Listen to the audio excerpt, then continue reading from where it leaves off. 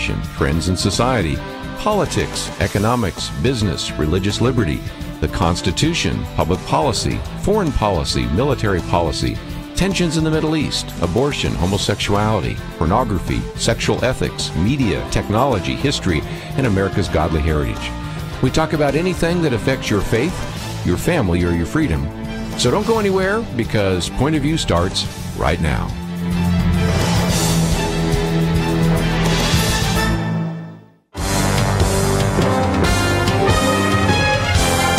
Across America, live, this is Point of View.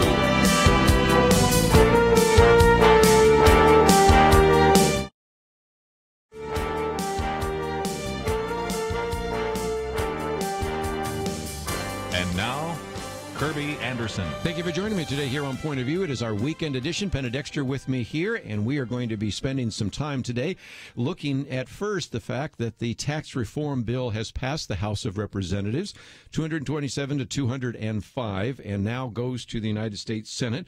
A commentary today by Penna Dexter on an unfair deduction, which we'll get into and talk a little bit about what this tax bill might mean, but also something that increases, actually doubles the standard deduction for individuals and married families, increases the child tax credit, and a number of other issues, and also is calling for possibly an appeal, on a repeal, I should say, of the individual mandate in the Obamacare issue.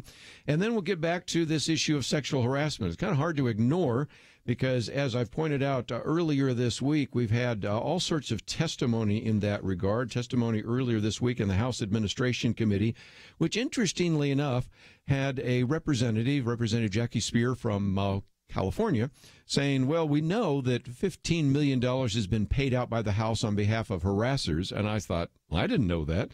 And so one of the articles we've posted here actually gives you the documentation. It turns out to be $17 million. And a survey recently saying that 1 in 6 women on Capitol Hill say they've been a victim of sexual harassment. So we have a lot to cover there. And, of course, Judge Roy Moore and all sorts of other issues on the table. Penna Dexter, as always, lots to talk about. There is. And, I was driving in there and thinking, I know that we're going to talk a lot about Roy Moore. And, I like to look at policy issues and kind of debate what they're voting on Capitol Hill. But more and more, these scandals, harassment, and things like that have been the issues, front and center news items.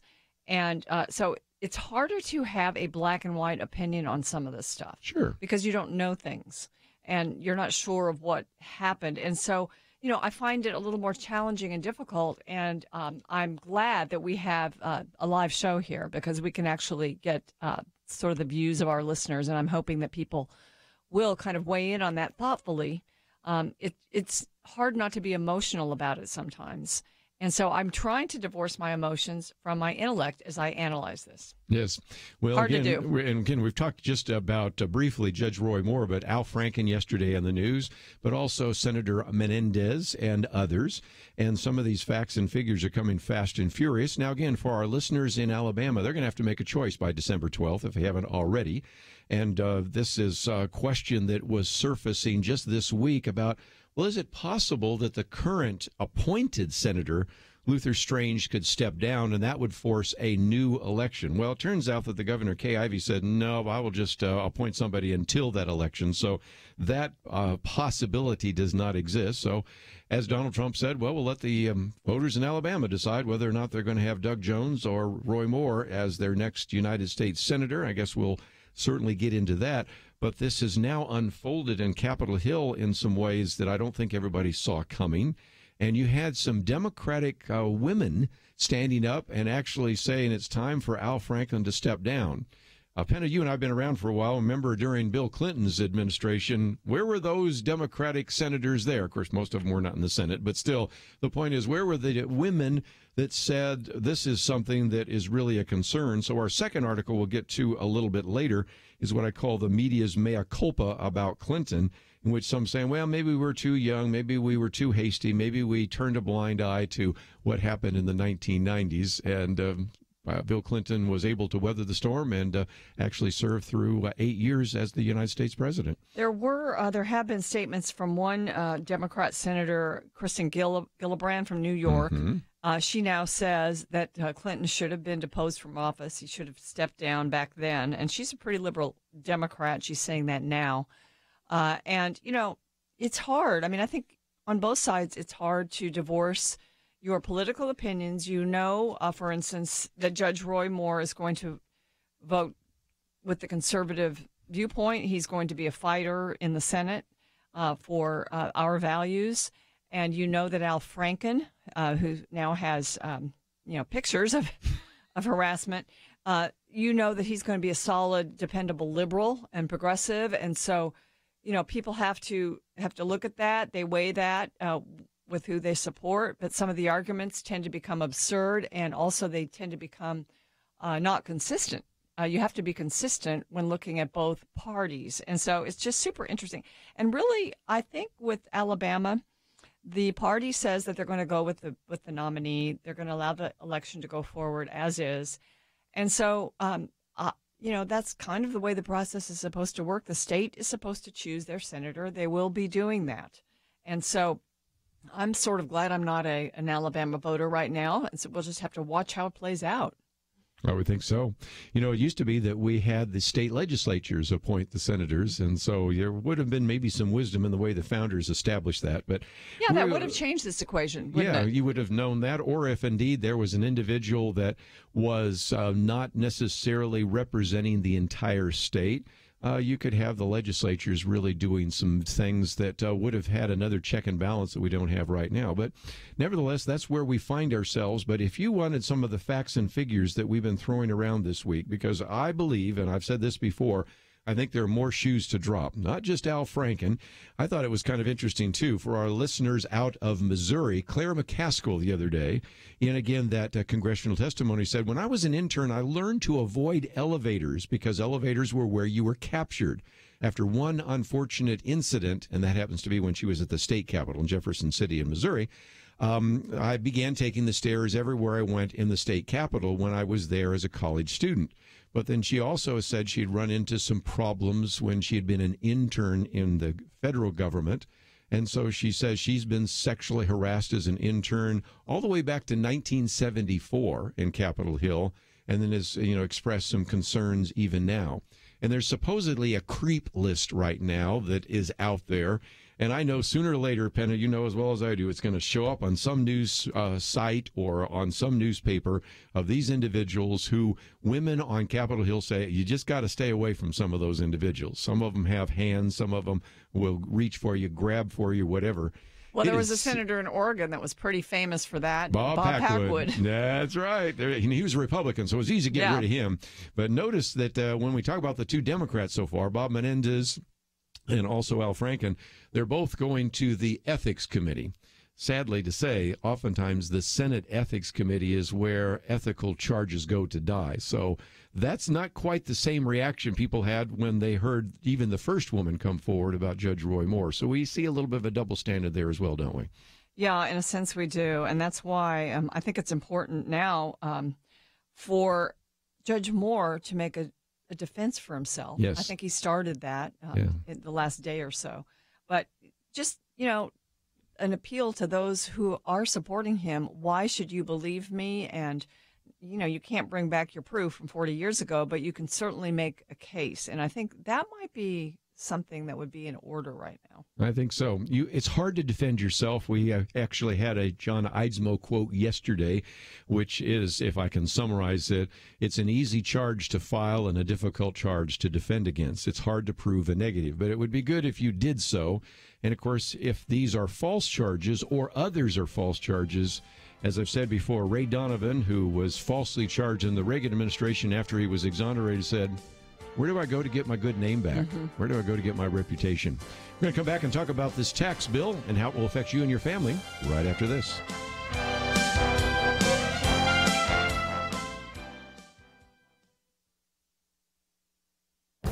This is Viewpoints with Kerby Anderson. David French says this happens every time he criticizes a private corporation for progressive bullying. He gets a response something like, well, how do you like free markets now, Mr. Conservative? What's your problem with free speech, Mr. Lawyer? The problem with this response is why he wrote a column with the provocative title, Free Speech is Killing Free Speech. Now, the thinking behind the reaction is that if you support the existence of a legal right, in this case free speech, you should be more supportive of every single exercise of that right. That makes no sense. Liberals who criticize any of us concerned about the boycott of North Carolina or Chick-fil-A or whatever entity know that you can support free speech, but also at the same time disagree with the way people exercise free speech. A progressive, for example, would support the right to vote, but that doesn't mean they're happy when someone votes for a conservative candidate. We should support the idea of free markets, but that doesn't mean we have to remain silent when liberal groups or homosexual activists try to boycott a state or a company or shame it on Facebook because it holds to traditional views on marriage and family. David French also acknowledges that the problem isn't just found on the liberal side of the political spectrum. He reminds us that the so-called alt-right is raising trolling to an obscene art form. They bombard their opponents with the most vile forms of constitutionally protected expression imaginable. He also finds it humorous when various left-wing sports writers applaud Colin Kaepernick for making some Americans feel uncomfortable, but were silent or even cheered when ESPN fired Curt Schilling for making some people uncomfortable. These examples all fit into the false mantra of free speech for me, but not for thee. I'm Kerby Anderson, and that's my point of view.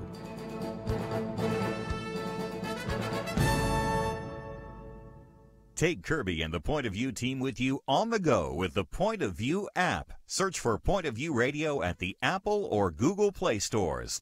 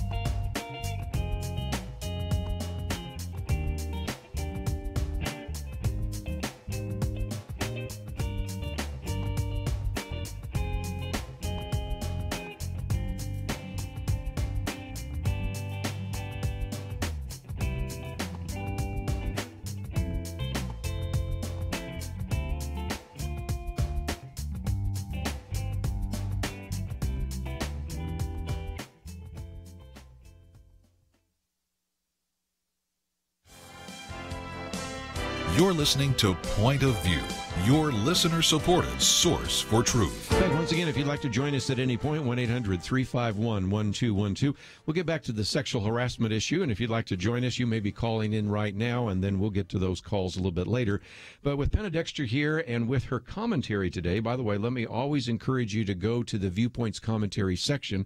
Hers today is called an unfair deduction, and that relates to this whole issue of taxes. But let me again just give you a brief overview. House of Representatives passed a tax reform bill. That now goes to the Senate. Now, the Senate has already been having a debate. As a matter of fact, there was an interesting interchange yesterday between Senator Hatch of Utah and Senator Brown of Ohio. And Senator Brown was arguing that even if we give the corporations a tax cut, that doesn't necessarily mean higher wages. Well, that set off Senator Hatch and said, wait a minute, I'm tired of all this stuff about you saying that we are giving a tax cut only to the rich. And, of course, if you look at this, there is a possibility, as we'll explain in just a minute, that people, especially that are rich in blue states, actually will pay more in taxes because of this deduction issue. But let me give you the basics. How does this affect your family? First of all, it will double your standard deduction to $12,000 for an individual, $24,000 for a married person. It also either increases the child tax credit to $1,600 or one of the bills has $2,000. So it depends on which one you look at. But as I mentioned the other day, if you're a working taxpayer employed by a business or you own your business, you're going to love this because it drops the corporate tax rate from 35% to 20%. If you're a middle-class taxpayer, as I talked about before, that will lower your tax rate. And one of the other issues that is being proposed, Penna, is not only would you lower the tax rates, and of course you move from 7 tax brackets to 4, but they're also talking about a repeal of the individual mandate.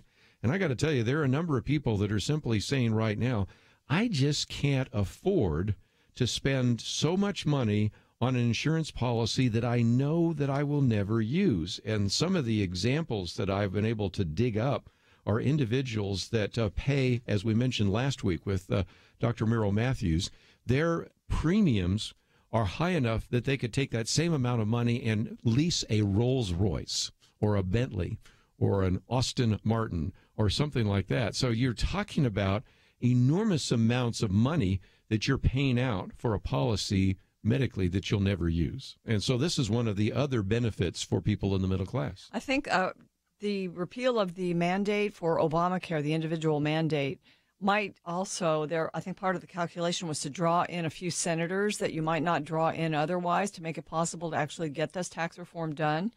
And also, I think what it does psychologically, because people, they don't always follow the nuances of how things work, but to say, okay, we did something about Obamacare. You know, we started the ball rolling. Yeah. I mean, then you'd have to explain how Yes. the next steps would be and all that. So in a sense, that's a little more difficult argument, but I think that it could sway some Americans just to say, okay, they're finally, they're combining it with tax reform. They're finally trying to do that. But if you look at this tax reform, I think it's funny when you talk about it increasing the child tax credit to $1,600 and $2,000 in the House. And then another story that we might get to today talks about how expensive it is to have babies. Yes. And, it's bad for the environment and all of that. And so do we want this child tax credit? Do we want to encourage people to have more children? Maybe, the environmentalists would say no. But really, looking at this bill, I would say simplicity has been one of the goals for it. And so when you just mentioned doubling the standard deduction, that is a huge middle-class tax break, and it affects people who don't itemize, or people may not itemize now because they have a doubled standard deduction. So, you could literally fill out your taxes on a postcard in this situation. It's much, much simpler when you don't itemize, and this would make it so that people don't have to. So I think it fulfills one of the, it's been a stated desire of President Trump. And it's been something that Americans have really wanted to see because they spend so much time and money and just angst over filling out their taxes. What this also does, we might just mention, when you increase the deduction, standard deduction in the child tax credit, it's quite possible that a higher percentage would actually not be paying taxes at all. And we're getting pretty close right now to almost 50%. I think it's actually 45% that don't pay taxes. And we have, this is another number that George Will, we talked about earlier in the week, 62% of the households in America pay more in payroll taxes than they do in income taxes. That's because a fairly significant number of them don't pay taxes at all, and the others pay less in income taxes than they do in payroll taxes. So that's one of those issues. So that's one.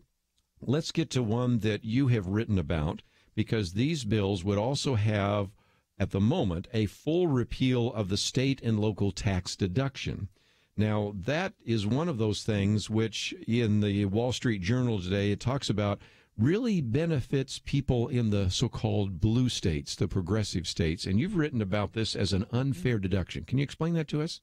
The state and local tax deduction would be whatever you pay to your state or to your county, city, whatever, in taxes, you can then deduct from your federal income taxes. And it's been the case for a long time. But the reason that it's unfair is because, for instance, we're sitting in the state of Texas. We don't have a state income tax. Right. And we have, we're a fairly conservative state, so most of our localities try to keep their taxes as low as possible. So when people come to do their federal taxes, they don't have much, if any, of a deduction for that. You live in California. The state income tax is 9.3%. Yes. That 9.3% of your income, and if you're a millionaire, it's 13.3%. So so the states are constantly passing tax increases, constantly bigger programs, giveaways. They have a lot of illegal immigrants. They have a lot of incentives for people to come in illegally and then get provided with benefits. All of that is very expensive.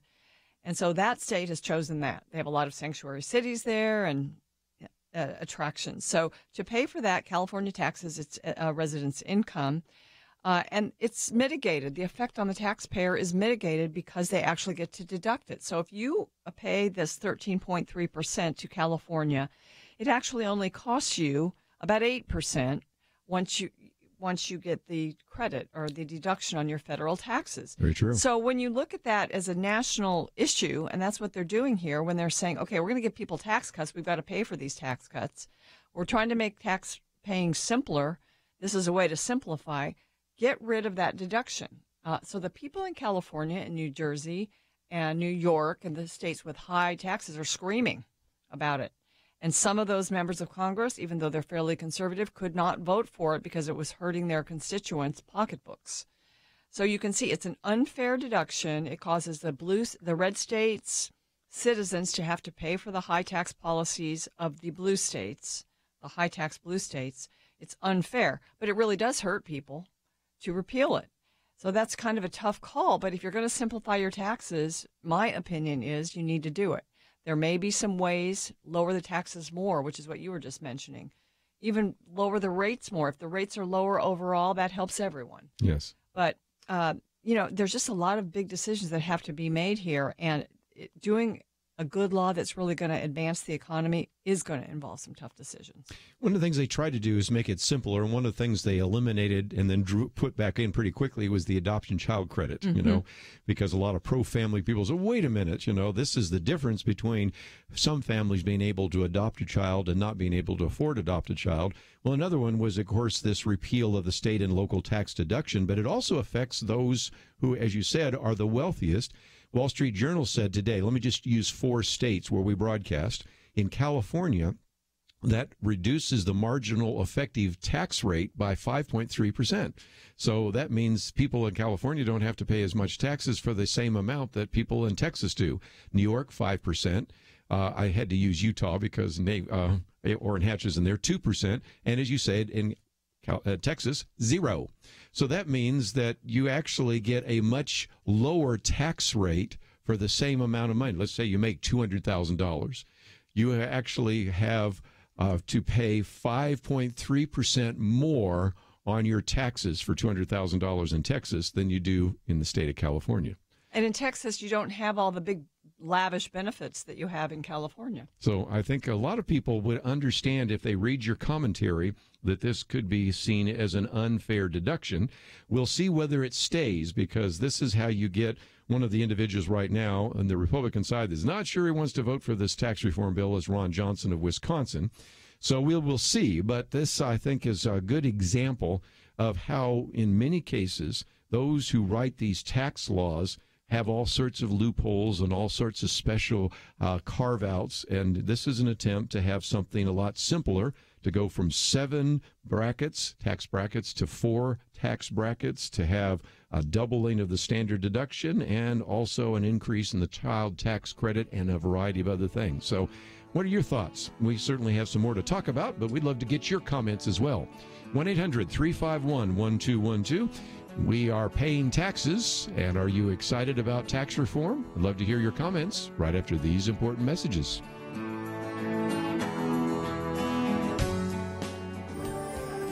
Affirm Films and Sony Pictures Animation present The Star, the fully animated story of the first Christmas told through a whole new set of eyes. Bo the donkey and his stable of animal friends follow the star to become some unlikely heroes. That light, that's the star. This is where it's been leading me. What's his name? His name is Jesus. The Star, now playing. Rated PG, parental guidance suggested. More information is available at thestarmovie.com. If you were homeless and on the run, all because you love Jesus, would you want Christians to step up and help? Our family in the Middle East, the cradle of our faith, is in desperate need because of ISIS and other persecutors. Point of View urges you to support the Cradle Fund today to help these precious believers. Please give at pointofview.net/Cradle Fund or call 1-800-347-5151. Pointofview.net/Cradle Fund and 800-347-5151. Or write Cradle Fund in the memo of your check to Point of View, Box 30, Dallas, Texas 75221. Point of View will continue after this.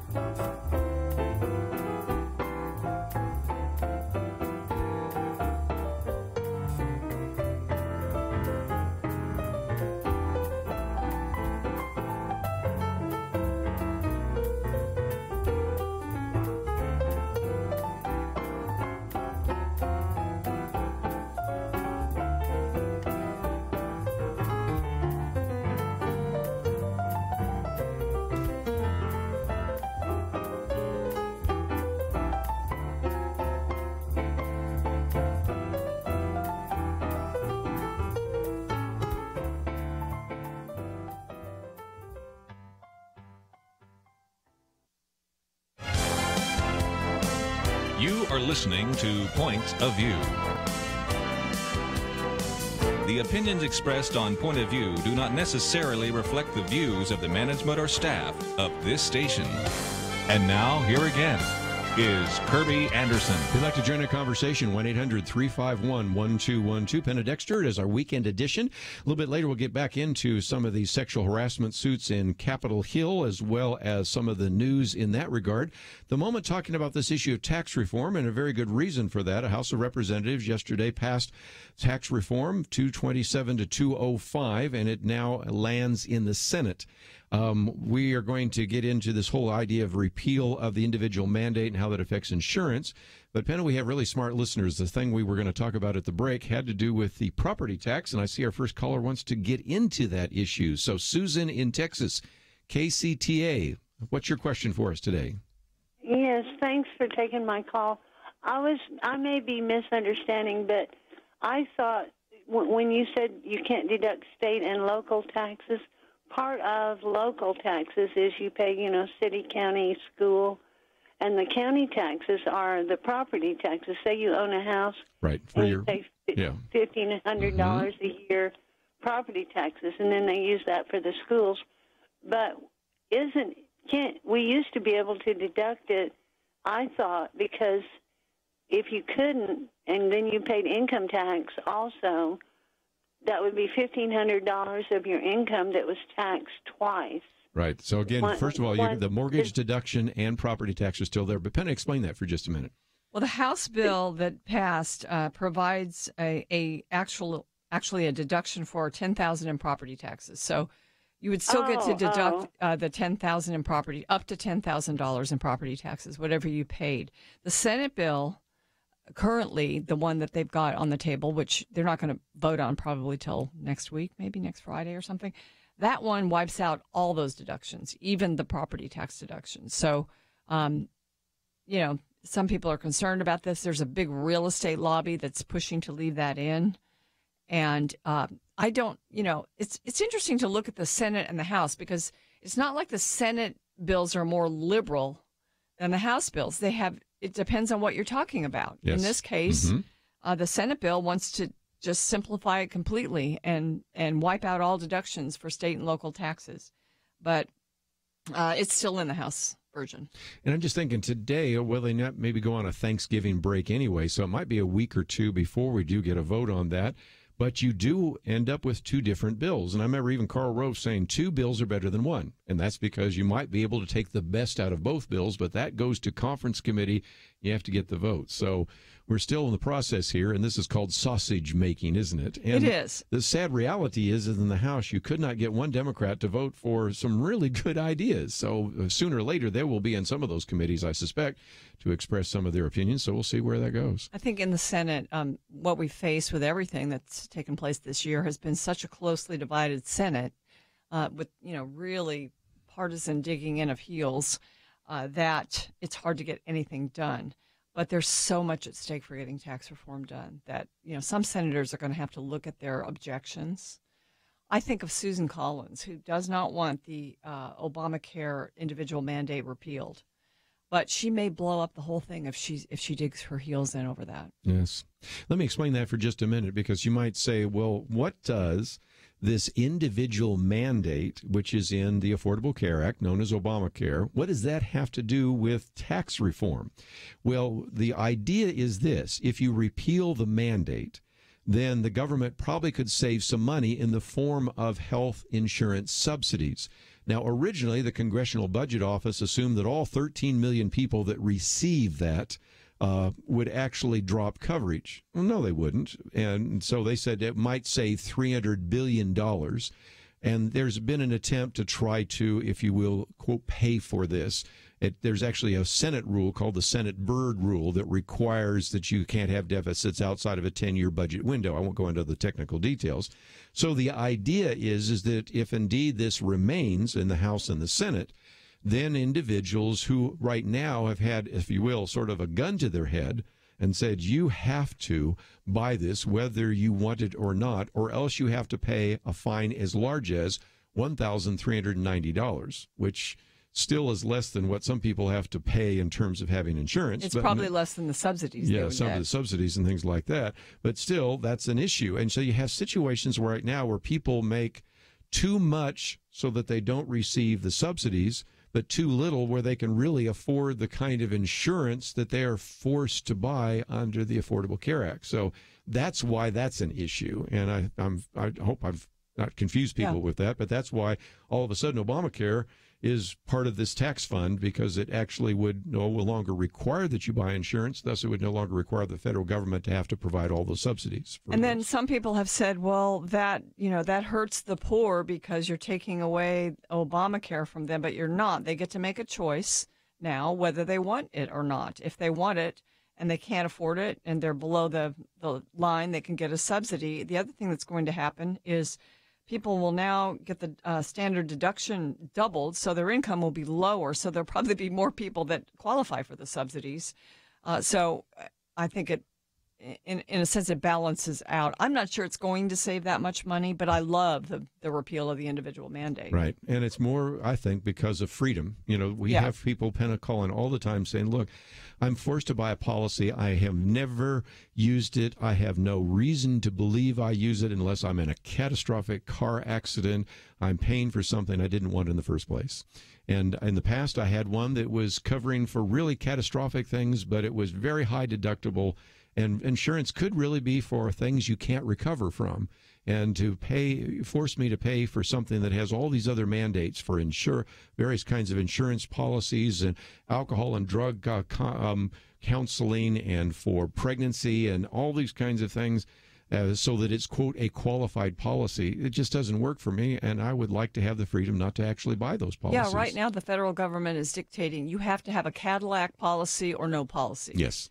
And that's a definite incursion upon our freedom, and it really hurts a lot of Americans. Yes. Well, let's talk about insurance for just a minute. We'll go to Angie in Ohio. Angie, what would you like to add to our conversation today? Yeah, hi. I just wanted to give my situation here. For my Obamacare that we were on last year, my family was paying about $330 a month. Well, this year I got on to sign up before the deadline, and it went up to $1,900 a month. That's $22,000 a year. Wow. Family of four. So I have no idea how we're supposed to afford to do something like that. My only other option is get a different package, but then there's no doctors in my area that takes it. So I'm not sure what I'm supposed to do. But, yeah, it went up to over $1,900 a month. That is sticker shock like I've never heard before. I think you win the award, I'm sorry to say. Worse than even some of our friends from Georgia that have had some, incredible increases over time. And see, that gets back to what we used to have. Some of our callers in Georgia, for example, said, look, they did not have all of these required mandates by their state insurance board. So as a result, for $200, $300, I could have a policy. Wasn't great, but it was something. But then President Obama said, no, you can't have that. You've got to have the Cadillac policy, and you've got to have one that has the 10 different mandates. And I won't go through those unless people want to hear them once again. And so it just made those policies really expensive. Now, people in New Jersey didn't see so much sticker shock because their state board actually required a lot of those mandates. But some of our listeners in Oklahoma and in Georgia and other places say, we've had incredible increases in our policies. And here, Angie, in the state of Ohio, which I wouldn't have thought would have such a jump in any kind of premium increase, just says, how do we survive in the midst of this? Yeah, it's hard. I mean, I just remember times in my life when you make a calculation about what you buy, what you can afford, and the risk you're willing to take. So I'm willing to take a risk that I'm not going to need mental health care. I may not need pregnancy care or chiropractic or whatever. I make that. And so since I don't have those things covered, I pay less. Yes. That should be a choice that Americans can make. I agree. It would be great if we could provide, a gold star policy for everyone, but it's not affordable. You have to deal with the financial realities that you have. I would think so. Let's go to Louisiana, KPAE. Ricky, what would you like to add to our conversation today? Well, I was shocked to hear about we're subsidizing not just one policy like, all Americans are subsidizing Planned Murderhood about killing little babies, but we're subsidizing the deductible taxes for all the blue states, or at least California and New Jersey. And so we're actually paying for all their agenda. Like, come in, all you illegal aliens. You got it. Yeah, you got it. Unfortunately, I'm coming to a break, but I think we got the point. But that's exactly the piece. And let me just mention, Penna, your commentary today, which people, if they're online, can listen to as we're coming to a break, an unfair deduction. And I would encourage people to read that because up until now, I think most people say, well, that doesn't seem fair that you get rid of the state and local tax deduction, until you realize that really what it's doing is pitting the blue states against the red states, isn't it? Yeah, read it or sign up for it. You'll get my commentaries every week, and Kerby's too. Matter of fact, if you sign up, you'll get hers on Saturday. Mine Monday through Friday, and Penna Dexter's on Saturday. If you're on a computer right now, you can hear the whole commentary. It's on right now, and we'll be back right after that commentary.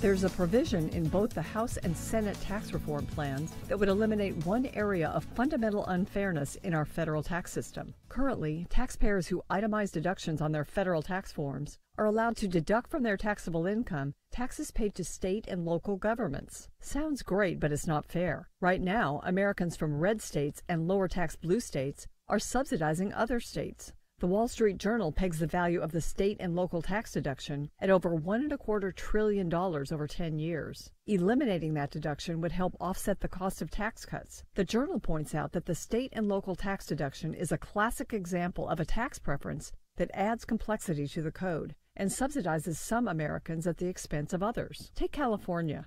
To pay for its lavish and liberal programs, California taxes the average resident's income at 9.3%. And California imposes a 13.3% income tax on its millionaires. But that millionaire doesn't actually pay 13.3%. According to the Heritage Foundation's research, after accounting for state and local taxes, that wealthy Californian actually pays only about 8% state tax on income. As the Daily Signal points out, it's Washington, not Sacramento, that loses those tax dollars. California still pockets the money for its liberal programs and can still attract residents with an effective tax rate that's not so bad. Meanwhile, neighboring Nevada, which has no state income tax, moderates its spending on state programs. So Nevadans live with less, don't get a state tax deduction, and are, with their federal taxes, in essence subsidizing California's pie-in-the-sky spending programs.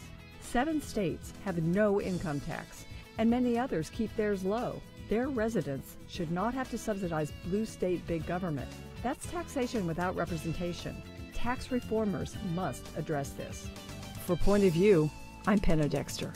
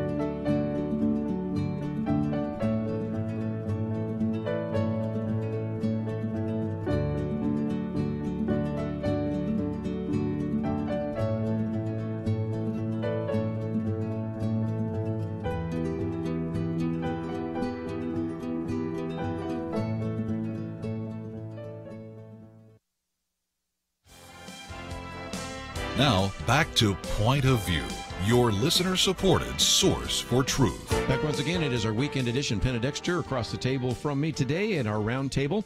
We also, of course, have the Viewpoints commentary, an unfair deduction. That's the one that Penna Dexter did today. And if you would like to hear it, you can certainly go to our website. If you'd like to read it, let me encourage you to download it. And as Penna mentioned, you can even sign up to receive all of our Viewpoints commentaries.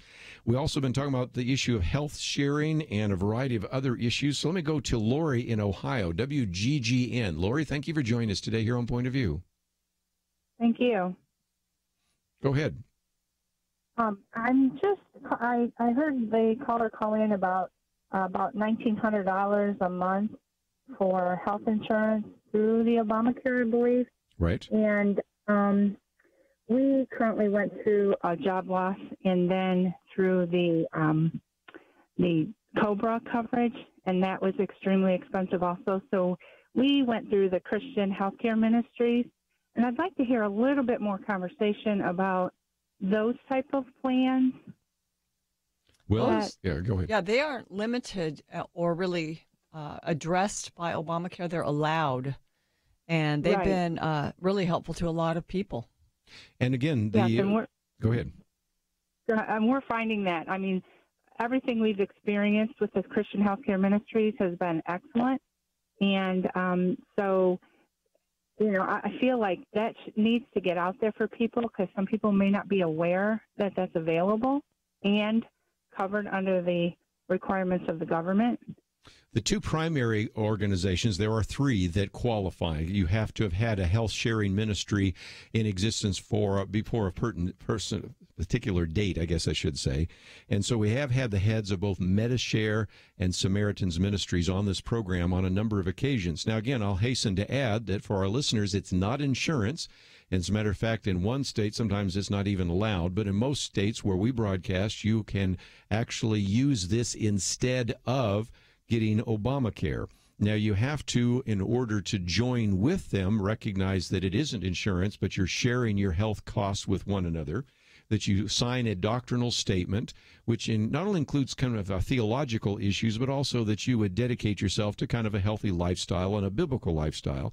I think it's really an outstanding opportunity for believers to gather together and to not have to pay for individuals that are addicted to drugs and sex and all sorts of things that are in an unhealthy lifestyle, and to really kind of minister to one another. And so whether MediShare or Samaritan's Ministries, which are the two we've spent most of our time over the last couple of years talking about, those are options. And I would encourage people, especially as they've gone through this qualification period for Obamacare and have sticker shock, to think twice about whether or not they might want to go to a health sharing ministry. I know a lot of people who have done that, and I don't know no one that I know has complained about it. You know, everyone we talked to that we researched had nothing but good things to say about all of them, actually. You know, Dr. Merrill Matthews is kind of our expert on medical insurance. Probably he knows more about that than I think some members of Congress. Matter of fact, that's a certainty. He knows more about medical insurance than he does. His wife is on MediShare. So, I mean, okay, that shows you right there that an individual who knows a lot about medical insurance, health insurance, and all those kinds of issues, nevertheless, his wife, he shared this on the air. So yeah, I think he gets it through his company. Through IPI, but he actually has her on MediShare. Yeah. So there you go. So there's an advertisement for it. So, Lori, what do you think? Should I bring some of those experts on once again to talk about those ministries? I would love to hear more about that. And also about them starting to be able to use an HSA account. Yes.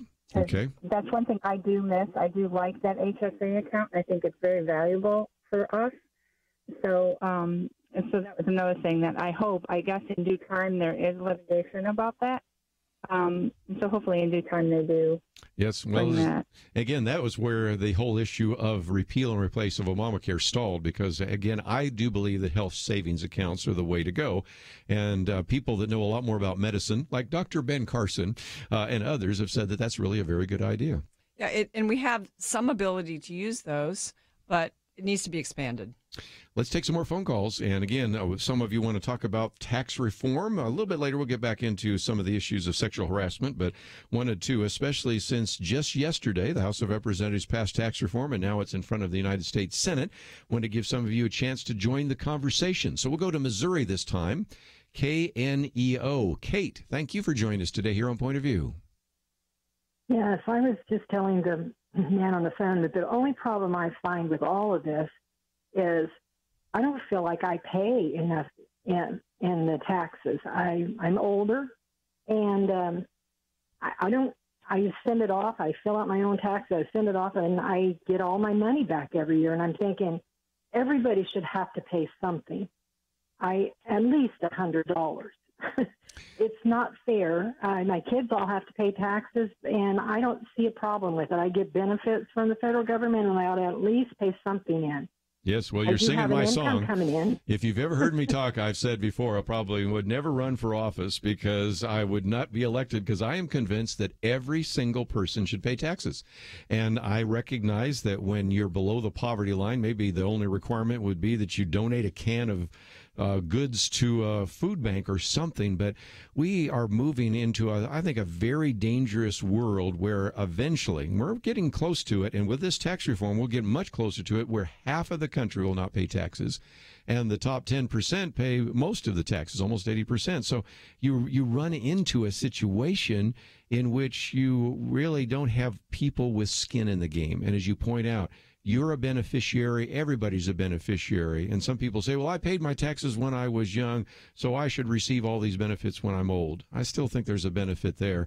And when we have all sorts of young people that aren't paying anything in taxes, they're not being drafted to the military, they're not being asked to provide any service at all to the government or to their community or to their church or anything like that, and we're not actually asking anybody to even pay taxes, we're creating a group of individuals that aren't good citizens. And I think that's, again, I'm never going to get elected with that kind of mindset, but I think that's a very good idea. And if you just look at the numbers, for instance, people who are senior citizens, and of course it's a big voting lobby, so that's part of the reason that, you know, you can get benefits, Kate, and people that are in certain age groups can get a lot of benefits without paying much for it, because there's a big push on both sides and both parties to make sure that they get the votes of that community. But people live longer now, and the government is actually paying for the medical bills of people, or helping pay for their medical bills to get the health care that they need that helps them live longer, and then they don't pay taxes for a big portion of their life. So the numbers don't work well, and it does become a big budget issue. So thank you for bringing it up. You know, again, I even talked about the fact that, you know, you have a very high number of individuals in the higher tax brackets, I guess a better way to say it, that pay off because, again, the top 5% pay 58% of the taxes. But try this one out. The top 25% pay 86% of the taxes, and after this, it will be 90% of the taxes. So essentially, it's not just half of the country not paying taxes, almost 3/4 of the country aren't paying anything significant in terms of taxes, and we're depending on that top 25% to fund the government. That just doesn't seem right to me. It's always a political calculation. I worry about doubling the standard deduction for that very reason, because you have more people not paying taxes. We need to take a break, and many of you have some very good questions about deductions, about taxes, and we will get into those.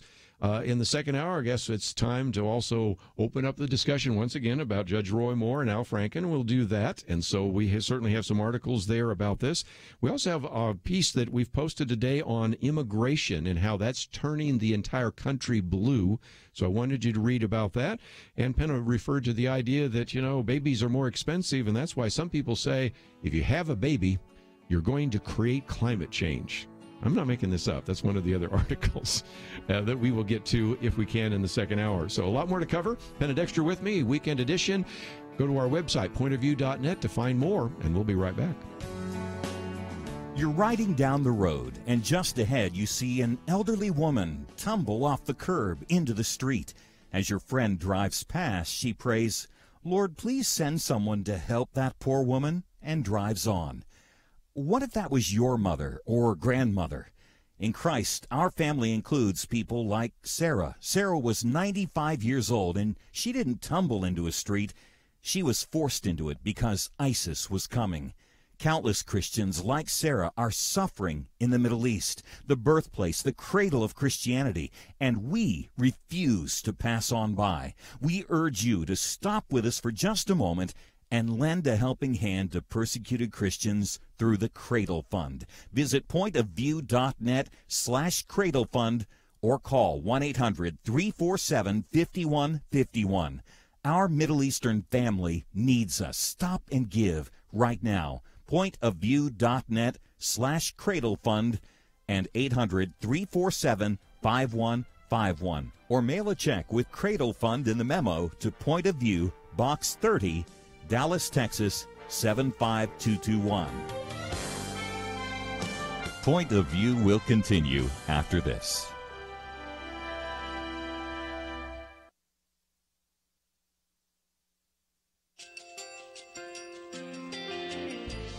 I just want to thank you so much for all the wonderful programming you have.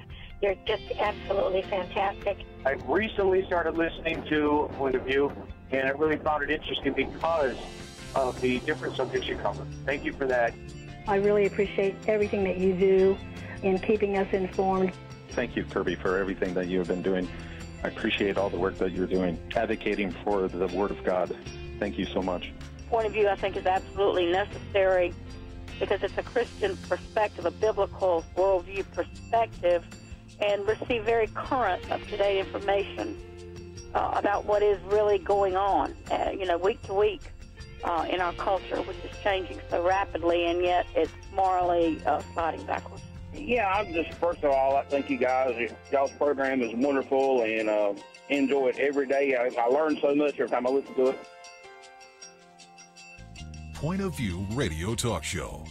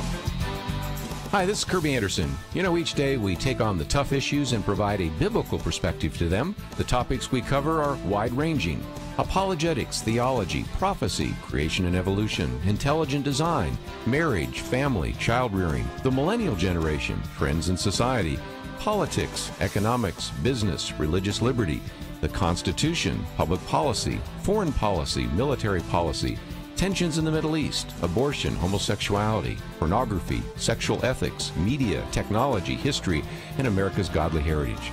We talk about anything that affects your faith, your family, or your freedom. So don't go anywhere, because Point of View continues right now.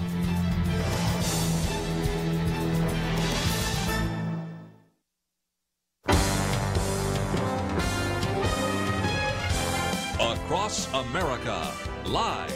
This is Point of View.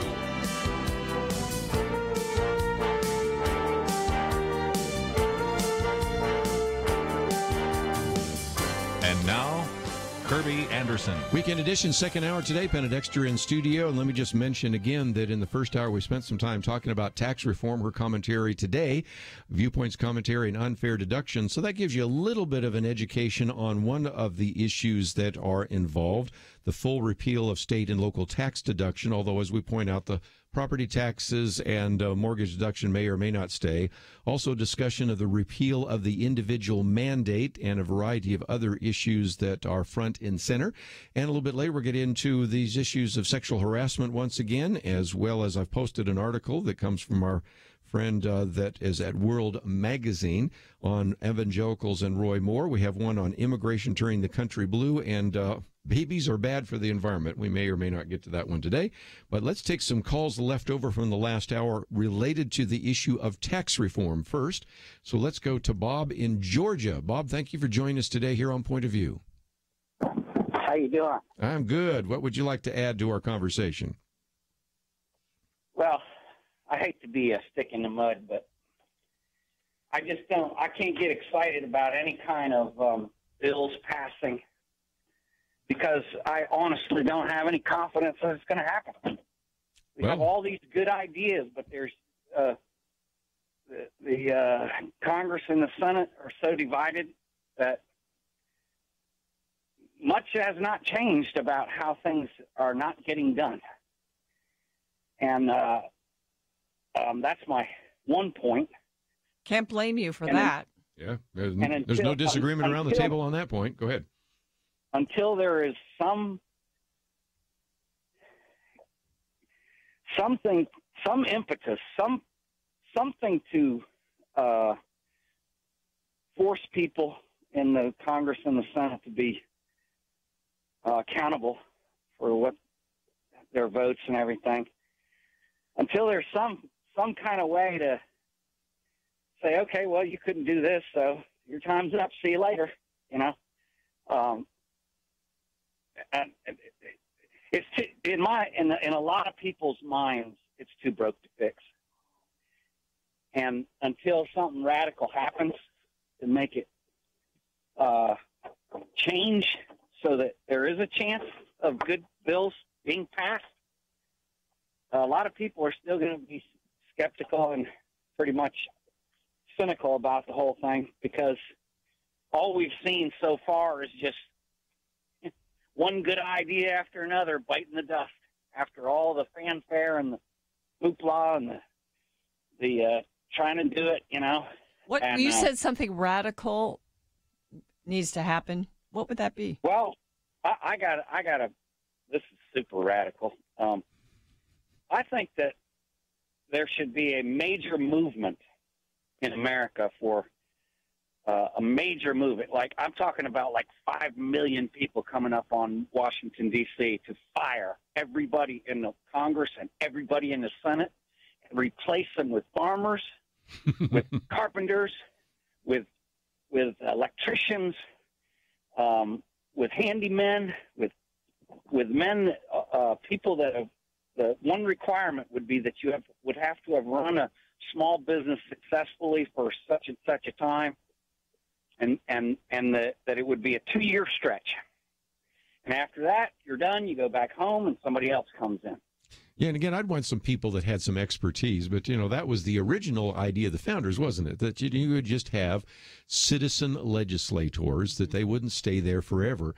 One of the reasons we posted this video from Dennis Prager, partially because you can't watch Dennis Prager videos sometimes because they're restricted, this one, How the States Can Save America, is we just simply recognize how important it is to begin to find some solutions to this. And if you think that Congress is going to pass term limits on themselves, that's not going to happen. If you think Congress is ever going to pass a balanced budget amendment, that's never going to happen.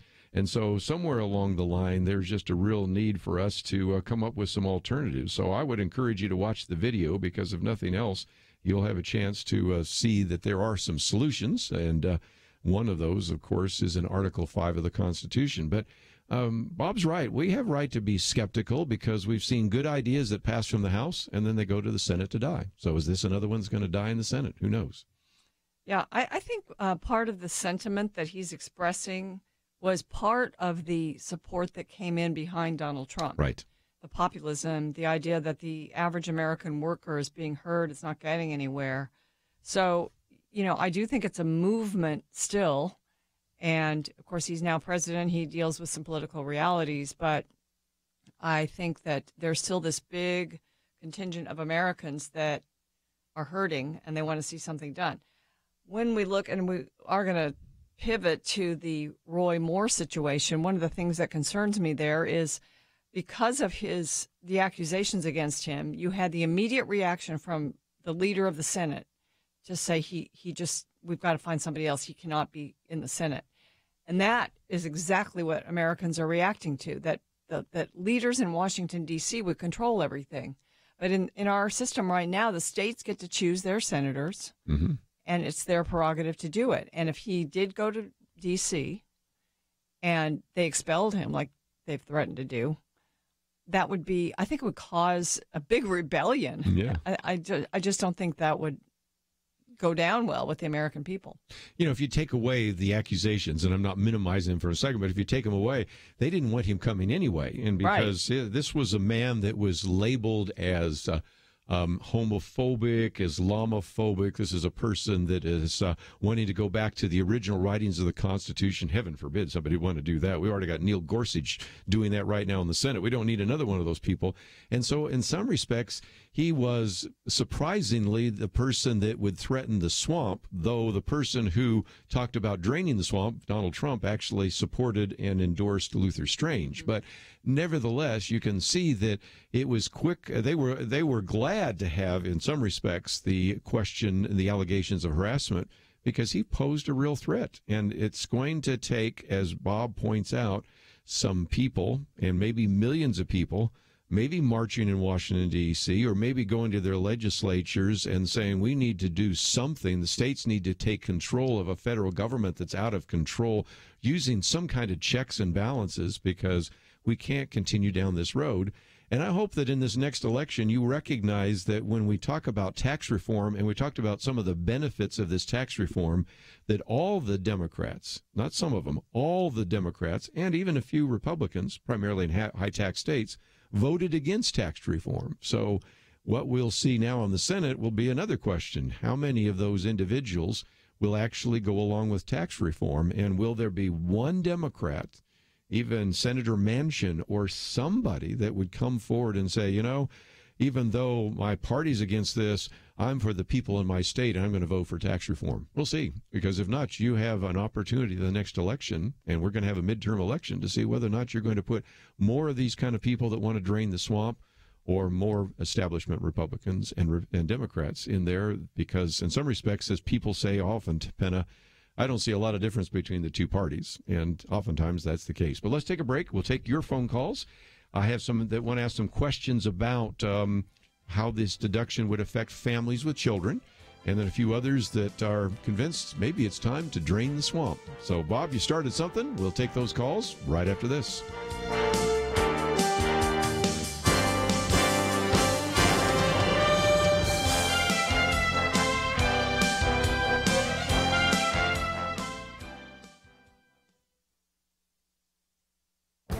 This is Viewpoints with Kerby Anderson. You know, David French says this happens every time he criticizes a private corporation for progressive bullying. He gets a response something like, well, how do you like free markets now, Mr. Conservative? What's your problem with free speech, Mr. Lawyer? The problem with this response is why he wrote a column with the provocative title, Free Speech is Killing Free Speech.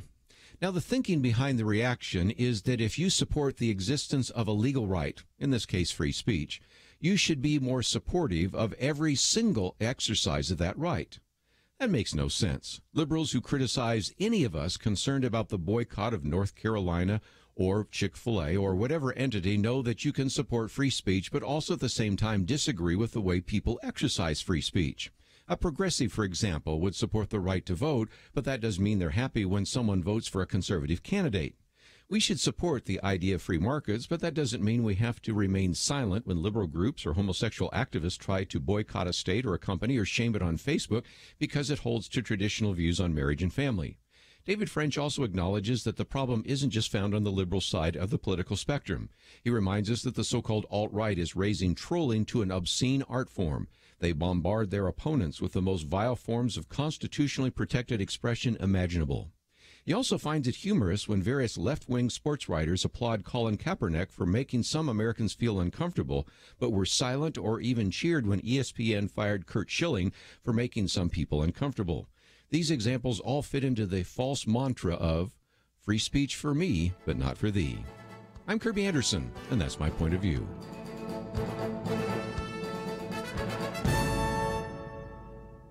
Take Kerby and the Point of View team with you on the go with the Point of View app. Search for Point of View Radio at the Apple or Google Play stores.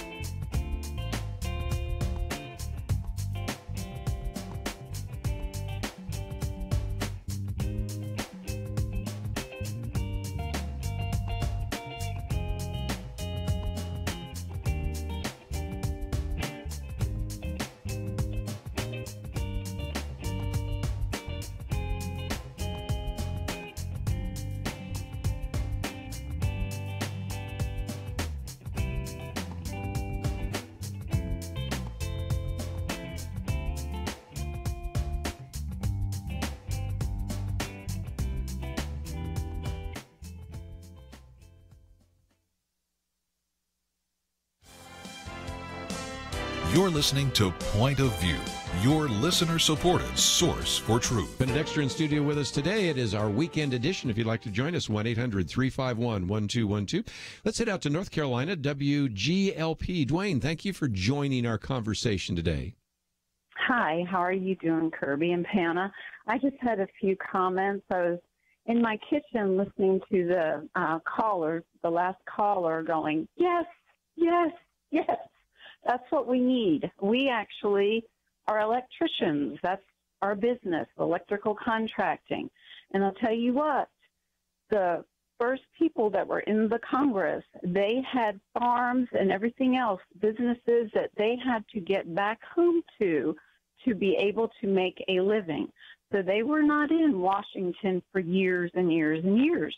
And stuff actually got done because businessmen have to make a living. And to make a living, you have to get things done in a timely fashion. And that's why I think Donald Trump, he's a businessman. And Washington likes to think that they are the real world.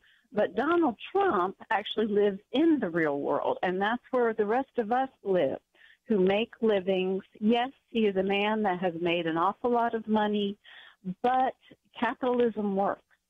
And, you do a job, you get it done, and you get paid. And that's the way real life works. And it doesn't take you months and months to get a job done, or you do not get paid. And my second comment is that if Congress and the Senate had to pay the insurance bills that we are now having to pay, we the people, yes, there would be something being done. Yes. Because insurance is ridiculous. Ours has gone up tremendously. My husband has switched to Liberty Insurance Company, which is Christian-based also, but I have to wait and stay on the Blue Cross Blue Shield, and I'm going to be paying, just for me, $1,200 a month starting in January. And all that is basically catastrophic insurance, and the deductible is $6,600. Right. It will not a year. It will not pay anything till I get up, to that. So, and that was my comment. Well, on your first comment, in the state of Texas is sort of an example. Our legislature meets 5 months every other year. So our state legislators, our state senators, state representatives, they have careers in other things. And a lot of times it's hard for them when the governor calls a special session to extend it. They have to make do and they have to be there. That's what they were elected for. But it's, they are living in the real world. And so that kind of helps when you're making policy for a state. And so hence, when you look at California, where they meet all the time, and Texas, where they meet every other year, that partially explains some of the differences in laws and taxes. And I don't know, I think it is a good influence to have Donald Trump there as far as him being a businessman. I'm sure he's very frustrated in how long things take. Yes. I know that he is. But he's also not the king. He's the president. That's only one branch of the government. I don't know.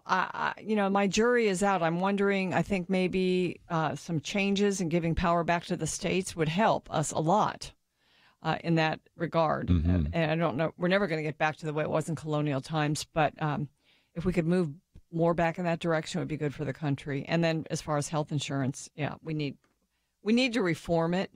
It needs to be reformed, and I hope it doesn't get reformed in the wrong direction towards single payer. You think about what the founders intended. They, of course, were living in an agricultural society. And like I said, they were farmers and individuals like that. You would go to Washington, D.C., and you would live there. And they used to have some of these row houses near Capitol Hill, which have now been torn down, or some have actually been available now for staff. And you wouldn't want to be there in the summer for two reasons. Number one, if you've ever lived in Washington, D.C., and I have when I went to Georgetown, the humidity is unbearable. And I can't even imagine what it was like back when they were having problems with things like malaria, which is, of course, no longer a problem now. And number two, if you're a farmer, you got to go back and plow the fields. You got to go and harvest. And so there was an obvious built-in deadline. You got to deal with your legislative issues then. You got to work with those people, maybe even into the long hours, so that you could get back to your constituency. Now, former Representative Frank Wolf has said one of the concerns he has is now most of these people live in their districts, and they just come in on Tuesday. They give a couple speeches and they fly back out on Thursday. So there's never any time for them to really mingle. There was a time when President Ronald Reagan and Tip O'Neill, Speaker of the House, got together. Even though they would disagree in the daytime, they would get together and they would develop relationships at night. And of course, that's not happening anymore. And of course, since we don't have term limits, and you add all of that together, and you have such partisan politics and these political groups that reward those people that are extreme leftist or extreme conservatives, and as a result, we don't have anything getting done in Washington, D.C. So Bob and Dwayne and some of the others are frustrated, and I think we are on the table. It's frustrating. Yes. Let's take another phone call real quickly. We'll head up to Louisiana. Warren, I think you had a question about how this would affect families with children. What's your question for us? Yes, sir. If I'm correct, it seems like they're going to get rid of the personal exception. And that's what I was concerned about, if that is the case. Get rid of what? The personal exemption. They're going to double the standard deduction to get rid of the personal exemption. So it's like if you're single with no children, then you're coming out ahead. But the personal exemption, I don't have a tax form in front of me, but I believe it's maybe like $5,000 per person deduction. So if you're married with 3 children, that's like $25,000 in deductions that you would no longer have. They're getting rid of that? Yeah, I didn't think that they were. So if you know that, you are educating both of us around the table, because what it was going to do is just simply lower the tax rates, double the standard deduction, $12,000 for an individual, $24,000 for married, and also increase the child tax credit. In one bill, it's $1,600, the other is $2,000. I have heard nothing about removing the what you call the exemption. So that would be news to all of us. Well, that would be a big relief to me if they're not. I know I read this maybe like a week or two ago, and it was doubling the standard deduction, and it was what else was there? That was like the big thing. That was standard deduction. Then it showed the person exemption. It was showing as zero. Okay. And it was like a single person would save X amount of dollars. But the chart didn't say what a married person would save. Okay, well, let's look it up. I We can't need to find that out. The biggest argument that has been against this right now is the fact that it doesn't maybe provide even more opportunities for tax cuts for the wealthy. If you will, right now, the big argument is that some of the wealthy aren't getting as much of a tax cut because they're going to lose one of the things we talked about with Penna Dexter, and that is the repeal of the state and local deduction. And also they're changing the top tax bracket from 39% to 35%. So there's a couple of changes that affect the wealthy. But I haven't heard anybody say this is going to be bad for middle-class families. It's just the opposite. This is usually argued as it's going to be positive. But let me see if I can figure out where that surfaced. And if it is, we around the table need to be educated about it. But let's take another phone call real quickly before we do so. And we'll go to Ohio again, in this case, WGGN. And George, what would you like to add to our conversation today? Well, for one thing, I believe we have term limits. It's called voting. Yes. We just don't exercise them. Yes. The problem I have with that is voters are not educated. Another thing is we have to understand that we have the government that we deserve because people vote for it. Whether I voted for it or not, the majority did, and that's what we got. But I have a solution, almost doing what the other guy said. I think we should have a lottery, and people should be picked at random to serve. You can't do any worse than what we got. William F. Buckley, years ago, I love his line, said that I would rather be governed by the first 435 names in the Cambridge, Massachusetts phone book than by 435 individuals that graduated from Harvard University, in which his way was kind of saying, you know, I would trust the common man more than I would trust the educated elite. This comes from an individual who graduated from Yale University, but that's what William F. Buckley said, and he sort of concluded that we might be better. We'd have a lot more common sense if we have the common man actually in Congress right now. Yeah, just enter a lottery, and you may end up president. Who knows? Yeah. You can have it. Anyway, let's take a break. And Penna Dexter with me today, and we have been talking about a lot of these issues. We'll come back and research a few. We haven't said a thing about Judge Roy Moore, Al Franken. Oh, Senator Menendez. That one didn't really get covered by the mainstream press. Is there a bias there? I don't know. We'll find out about that. And then, of course, we have a couple of other articles. One on the issue of immigration. We've been looking back at these votes that took place. No one was too surprised by one of the midterm elections, but I think there was a bit of a surprise in what happened in Virginia. So we're going to go back and say, was it simply due to the fact that you have government employees in Northern Virginia, or is it due to the fact that immigration in Virginia and other states, of course, California is a good illustration, is really just changing the nature of our country and turning the country blue? So we're going to talk about that, give you a chance to join us with your comments at 1-800-351-1212. We'll take a break, continue those conversations with you right after this. Affirm Films and Sony Pictures Animation present The Star, the fully animated story of the first Christmas told through a whole new set of eyes. Bo the donkey and his stable of animal friends follow the star to become some unlikely heroes. That light, that's the star. This is where it's been leading me. What's his name? His name is Jesus. The Star, now playing. Rated PG, parental guidance suggested. More information is available at thestarmovie.com. If you were homeless and on the run, all because you love Jesus, would you want Christians to step up and help? Our family in the Middle East, the cradle of our faith, is in desperate need because of ISIS and other persecutors. Point of View urges you to support the Cradle Fund today to help these precious believers. Please give at pointofview.net/Cradle Fund or call 1-800-347-5151. Pointofview.net/Cradle Fund and 800-347-5151. Or write Cradle Fund in the memo of your check to Point of View, Box 30, Dallas, Texas 75221. Point of View will continue after this.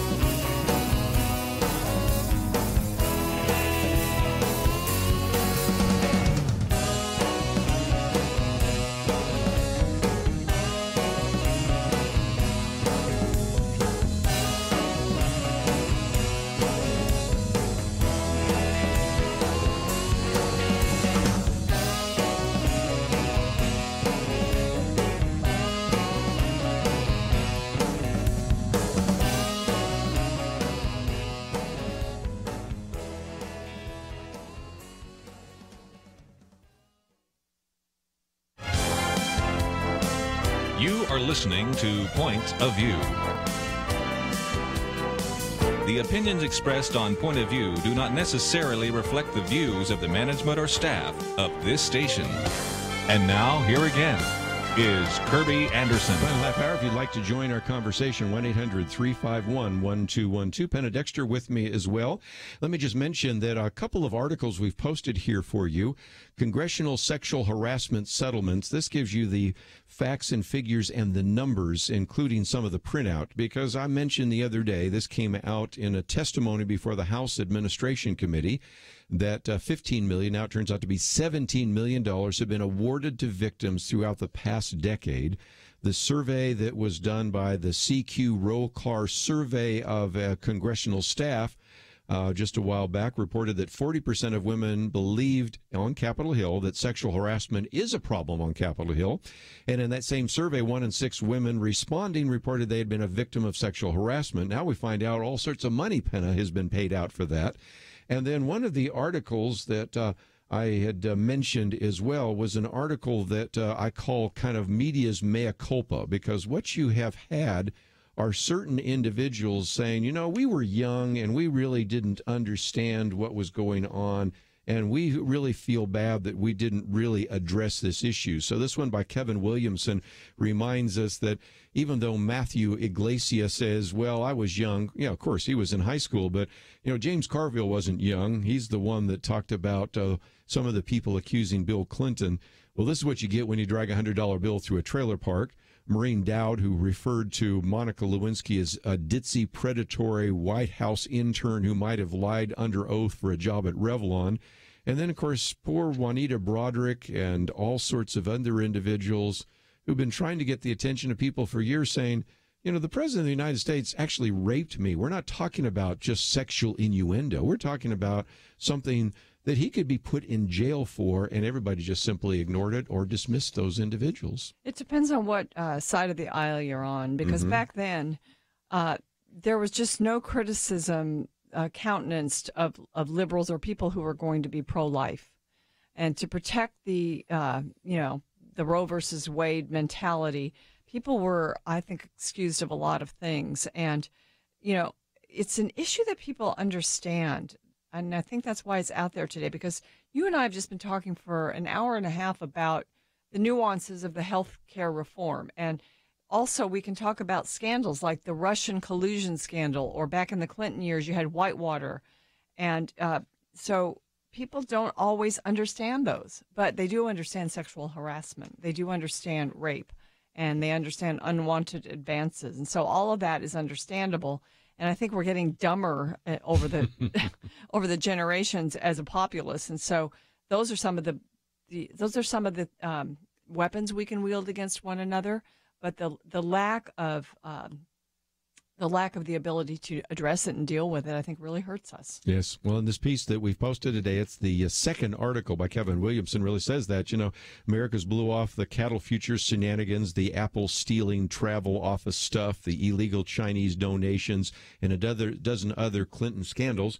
I would say for our younger listeners, they don't even know what we're talking about, because those were things you and I covered in the 1990s, but they all understood sex. And so that is one of those. But one of the things that, and that comes from an article that came out yesterday, but the one that came out Wednesday by Jim Garrity was really interesting.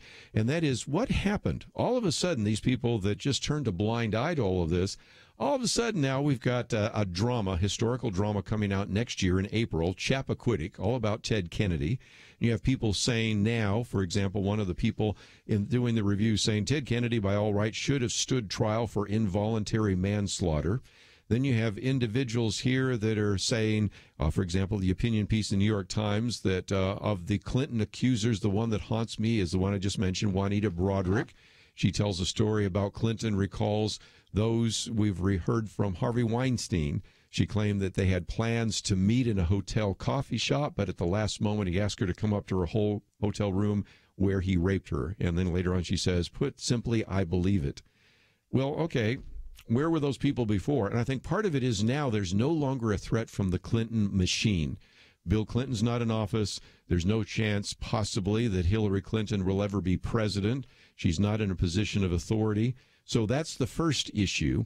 I think the second issue is that it makes it difficult for Democrats to throw stones at Roy Moore, or back, if you remember the Hollywood Access video, to throw stones at Donald Trump when you have this glass house, which is constructed by Ted Kennedy and Bill Clinton, and now we have Al Franken. Of course, we've had Senator Melendez. This is why this sort of interrupted some of this attempt to vilify Roy Moore this week, because of the revelations of Al Franken. Mm-hmm. You know, the amnesia we have, I mean, thinking back, being reminded of Ted Kennedy and the Chappaquiddick, just awful part of his political career. And he was allowed to just ignore and cover it up and move on.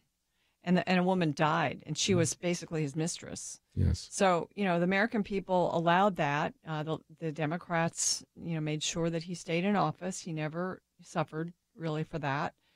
So that was kind of one of the early ones. Bill Clinton, he should have never been reelected, and then he should have been impeached for what he did.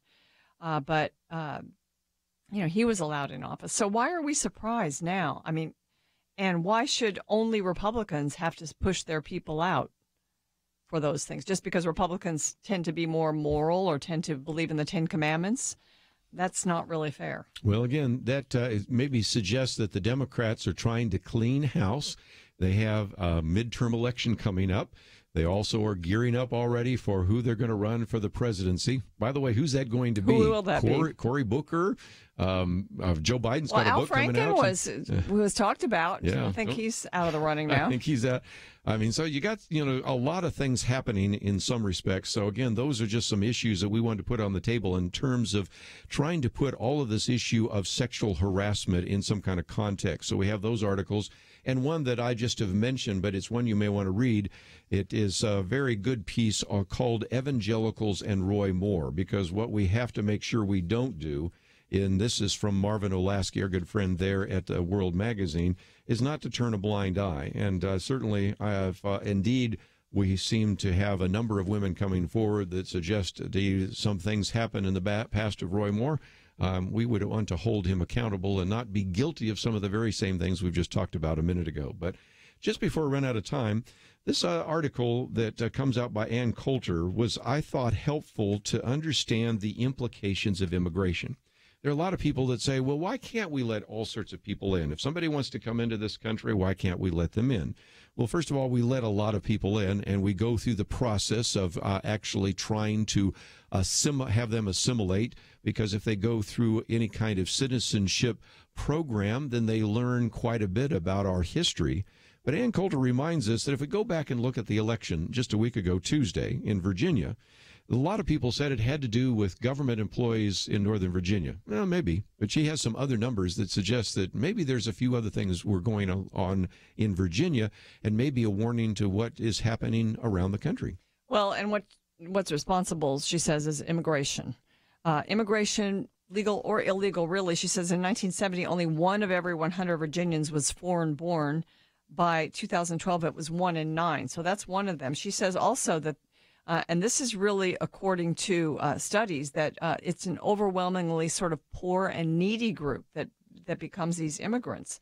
And the foreign-born vote overwhelmingly by about 80% for Democrats. They always have and they always will, says Ann Coulter.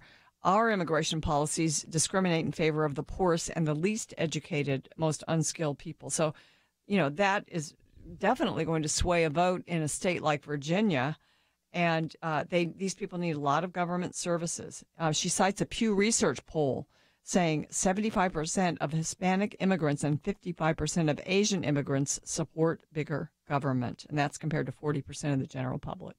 Well, again, we mentioned Ted Kennedy a minute ago. It was in the 1960s where he said, let's just open this up, because right now we have a lot of people that are coming here to the United States from Europe, especially Northern Europe. And these are individuals that certainly come and become good citizens. But let's make sure that we can get a lot of other people, a lot more diversity.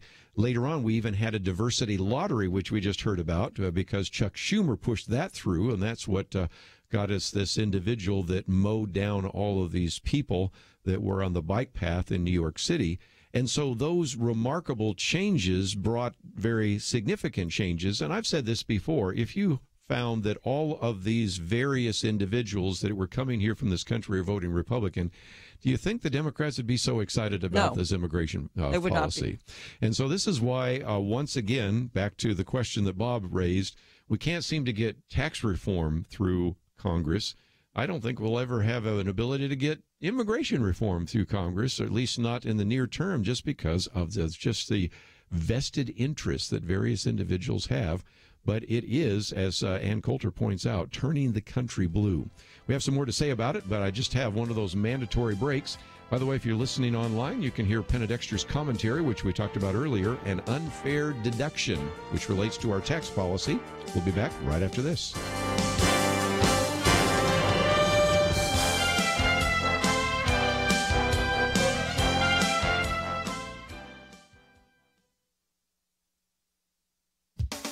There's a provision in both the House and Senate tax reform plans that would eliminate one area of fundamental unfairness in our federal tax system. Currently, taxpayers who itemize deductions on their federal tax forms are allowed to deduct from their taxable income taxes paid to state and local governments. Sounds great, but it's not fair. Right now, Americans from red states and lower tax blue states are subsidizing other states. The Wall Street Journal pegs the value of the state and local tax deduction at over $1.25 trillion over 10 years. Eliminating that deduction would help offset the cost of tax cuts. The Journal points out that the state and local tax deduction is a classic example of a tax preference that adds complexity to the code and subsidizes some Americans at the expense of others. Take California. To pay for its lavish and liberal programs, California taxes the average resident's income at 9.3%. And California imposes a 13.3% income tax on its millionaires. But that millionaire doesn't actually pay 13.3%. According to the Heritage Foundation's research, after accounting for state and local taxes, that wealthy Californian actually pays only about 8% state tax on income. As the Daily Signal points out, it's Washington, not Sacramento, that loses those tax dollars. California still pockets the money for its liberal programs and can still attract residents with an effective tax rate that's not so bad. Meanwhile, neighboring Nevada, which has no state income tax, moderates its spending on state programs. So Nevadans live with less, don't get a state tax deduction, and are, with their federal taxes, in essence subsidizing California's pie-in-the-sky spending programs. 7 states have no income tax, and many others keep theirs low. Their residents should not have to subsidize blue state big government. That's taxation without representation. Tax reformers must address this. For Point of View, I'm Penna Dexter.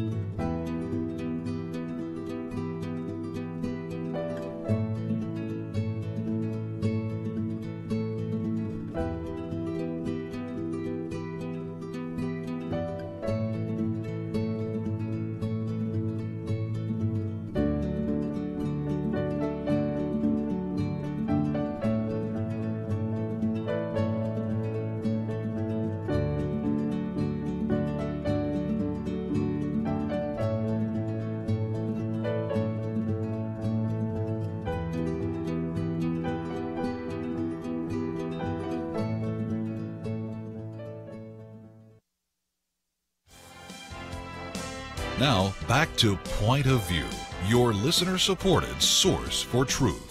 Back once again for just a few more minutes. It is our weekend edition. Penna Dexter with me. Let me just mention next week is our Thanksgiving week, and we will certainly be covering a lot of very important issues. On Wednesday, I'm pretty much assuming that I'm going to do a teaching about Thanksgiving. We always have our Thanksgiving quiz, and we'll do that, so that will be certainly the case.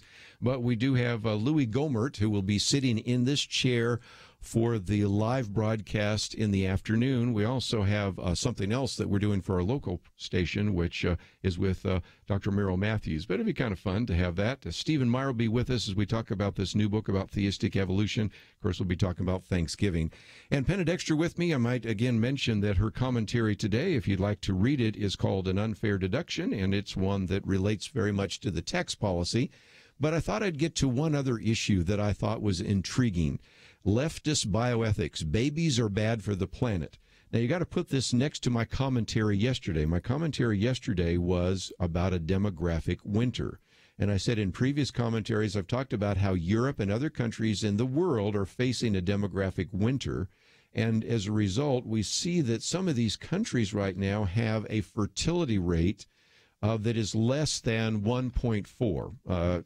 Greece, Italy, Spain, Germany, actually, some of them like 1.1. But anyway, they're all below 1.4.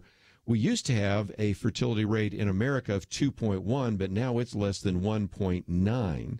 And that is important because, as we've pointed out before, you need 2.1 children just to maintain your population. And so at a time when you are seeing a collapse in Europe, in January, I'll be in Hungary, and I've had a chance to travel in Europe. There are places where they're just empty buildings because the population is a fraction of what it was just a few years ago. And they've had to restructure, according to Mark Stein's book, some of the sewage pipes and all the rest because there's not as many people flushing water, and there's not as much water going through, and just all sorts of things are happening because of, if you will, just sort of this collapse in this demographic winter. So in the midst of this demographic winter that's affecting Europe tremendously, even the United States, then we have this, and that is babies are bad for the planet because that's not good enough for the environment and environmentalists. They are saying that kids are bad for the climate. You've read the piece here, but I thought it was just intriguing to show you how we live in almost two different worlds. Some of us are saying this is not good, that we are going to start seeing the collapse of all sorts of populations of various countries. Look at Japan, look at Australia, look at, as I mentioned, some of these European countries. And then we're saying, boy, if you have a baby, though, that's going to be bad for climate change. Yeah, the left needs to get its act together because they're asking for, they're actually, some people are interpreting this as saying that it's morally wrong to have children or to have too many children, encouraging people not to have children.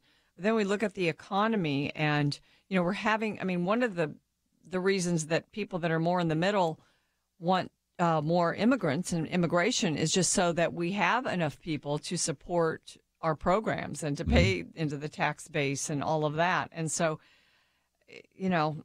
there's, I guess, competing trends that are going on here.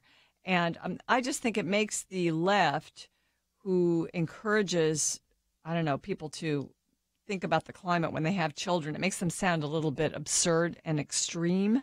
And, it puts, in a sense, it puts the earth and the creation above man. It puts the rest of creation above man, where in God's economy, the creation exists for man. Man is to steward the creation, but there's a sort of a hierarchy there where man is more important. But the left and its climate agenda and its earth first type agenda turns that on its head. Like man exists for the earth, which is not the case. Well, again, you go to Psalm 127, and here it reminds us that children are a gift of the Lord and that we should rejoice when we have a quiver that is full of it.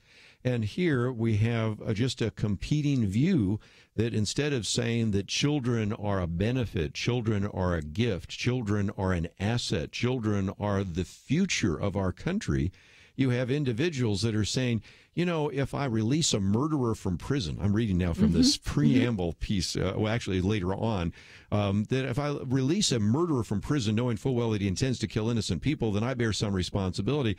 And he's using that as an illustration that, well, if I have a baby and I know it's going to ruin the climate, then I have a moral responsibility not to have babies. And I want to say, if really that's your view about children, I'm glad that you aren't going to have children, but aren't we glad that at least some of our listeners understand that Psalm 127 says that children are a gift of the Lord? And so we talk about the ability, almost inability to bring people together. We can't even bring people together on the issue of having children, can we? That just shows you how divided and schizophrenic our society is right now. And it affects other questions, other moral questions that are before us. It affects, of course, the question of abortion. Right. It affects the question of assisted suicide, because then you can have the argument that, well, if this person really wants to get, help ending their life, it should be okay because it's just one less person polluting the planet. It's got the question of caring for the elderly. Do we go to how much extent do we go to care for the elderly? They're, maybe they're not necessary anymore. It goes to, we talked about Iceland where they are bragging that they don't have any Down syndrome kids. And it's because they're aborting them. That's why. It's not anything to brag about. But in a sense, all of the questions about life are being answered I consider that's immoral, not to protect life. So, even the question of what is moral and what isn't now is up for grabs because we have such a divided nation and divided world. Well, again, it, I think, illustrates that we've said so often that ideas have consequences and they end up in policy statements and the rest. And if indeed you are convinced that the population is too big, if you're convinced that we have too many individuals on this planet, then you're going to be pro-abortion and you're going to be pro-euthanasia and you're going to be for selection. And then you start hearing some of the things that Johnny Erickson Tata warned us about. Better dead than disabled because, these disabled people, they're just a drain on society. They're useless eaters. Didn't we hear that? Yeah, I think we heard that in the 1930s and 40s from the leaders of the Nazi government. And so we just have to be understanding that even though these are individuals that are just trying to say, you should not have children because that's bad for the environment, these ideas don't just stay there. They work their way into policies and they work their way into various kinds of cultural attitudes. And so at a time when Europe is, in a sense, imploding, and if the trend continues, the United States may implode. Let's come back to the biblical idea that children are a gift of God. We've got our friend Kathy Adams, who's been reporting to us from a climate conference in Bonn, Germany. It's wrapping up today and this weekend. But she sort of makes me laugh because she talks about carbon and, just the boogeyman that the carbon in the atmosphere is. And this article about leftist bioethics and babies, it kind of shows the absurdity that we're making a choice between human life and the carbon in the air. And, what are we going to choose? Who are we going to choose, low carbon or human beings? That's amazing. Well, again, those are the articles we've posted today. I put quite a number of them up there. So if you would like to have some of the facts and figures on some of the sexual harassment settlements or the remarkable change in some of the media related to these issues of sexual harassment as well as the issue of immigration we talked about just a minute ago. And even this, leftist bioethics, babies are bad for the planet. Those are articles we've posted on the website right here at Point of View. Penna Dexter has been with me. We are out of time. And if you would like to join us next week, I hope that you will. I hope you'll have a great weekend. And if we don't have a chance to talk to you again, I hope you have a great Thanksgiving. But I'm looking forward to next week. We've got a lot to cover. We will do that. I want to thank Andrew and Steve for the help behind the scenes. Have a great weekend. See you back here on Monday.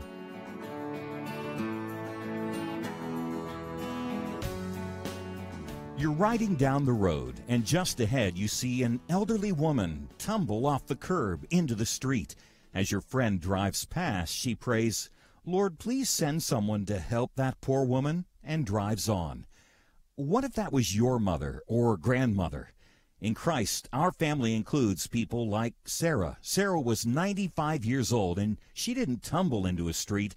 She was forced into it because ISIS was coming. Countless Christians like Sarah are suffering in the Middle East, the birthplace, the cradle of Christianity, and we refuse to pass on by. We urge you to stop with us for just a moment and lend a helping hand to persecuted Christians through the Cradle Fund. Visit pointofview.net/Cradle Fund or call 1-800-347-5151. Our Middle Eastern family needs us. Stop and give right now. Pointofview.net/Cradle Fund and 800-347-5151. Or mail a check with Cradle Fund in the memo to Point of View, Box 30, Dallas, Texas, 75221. Point of View is produced by Point of View Ministries.